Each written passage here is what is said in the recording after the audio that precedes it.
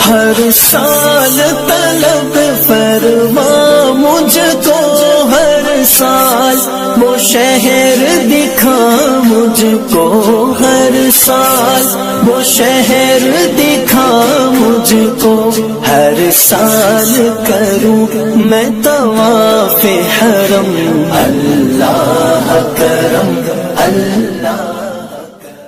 اعوذ باللہ من الشیطان الرجیم، بسم اللہ الرحمن الرحیم۔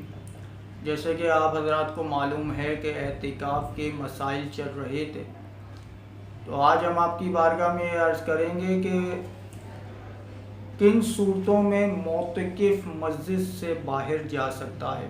تو یاد رکھیے کہ یہ دو صورتیں ایسی ہیں کہ جن میں معتکف مسجد سے باہر جا سکتا ہے۔ نمبر 1 حاجت شرعی، اور نمبر 2 حاجت طبعی اور حاجت شرعی میں یہ دو صورتیں ایسی ہیں کہ جن میں معتکف مسجد سے باہر جا سکتا ہے۔ مثال کے طور پہ حاجت طبعی تو یہ ہے کہ اگر مسجد کے اندر باتھ روم وغیرہ نہیں ہے، اور اگر کسی معتکف پر غسل واجب ہوا اور غسل اس نے کرنا ہے اور یہ چیزیں مسجد کے اندر موجود نہیں ہیں، تو وہ مسجد سے باہر ان چیزوں کے لیے جا سکتا ہے، یعنی واش روم کے لیے جا سکتا ہے، اور جو ہے غسل کرنے کے لیے جا سکتا ہے۔ لیکن اگر یہ دونوں چیزیں مسجد میں موجود ہوں تو اب معتکف مسجد سے باہر نہیں جا سکتا۔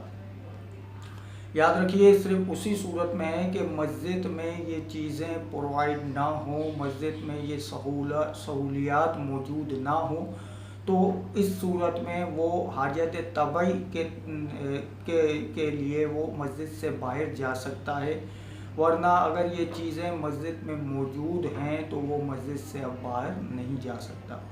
اسی طرح نمبر 2 ہے حاجت شرعی۔ حاجت شرعی یہ ہے کہ وہ اگر ایسی مسجد میں اعتکاف بیٹھ گیا کہ جس میں جمعہ نہیں ہوتا، تو اب وہ نماز جمعے کی ادائیگی کے لیے اپنی مسجد سے نکل کر دوسری مسجد میں جمعے کے لیے جا سکتا ہے۔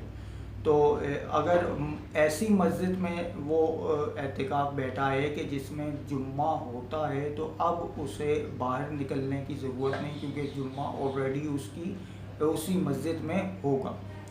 اسی طرح اگر وہ مؤذن ہے اور اذان جہاں دی جاتی ہے وہ کمرہ مسجد سے باہر ہے، تو وہ مؤذن اذان دینے کے لیے بھی مسجد سے باہر یعنی اس کمرے تک جا سکتا ہے۔ تو اللہ تبارک و تعالیٰ سے دعا ہے کہ جو ہم نے مسئلہ سنا اسے خود بھی سیکھنے اور دوسروں کو سکھانے کی توفیق مرحمت فرمائے، آمین یا رب العالمین، بجاہ النبی الامین صلی اللہ تعالیٰ علیہ وسلم۔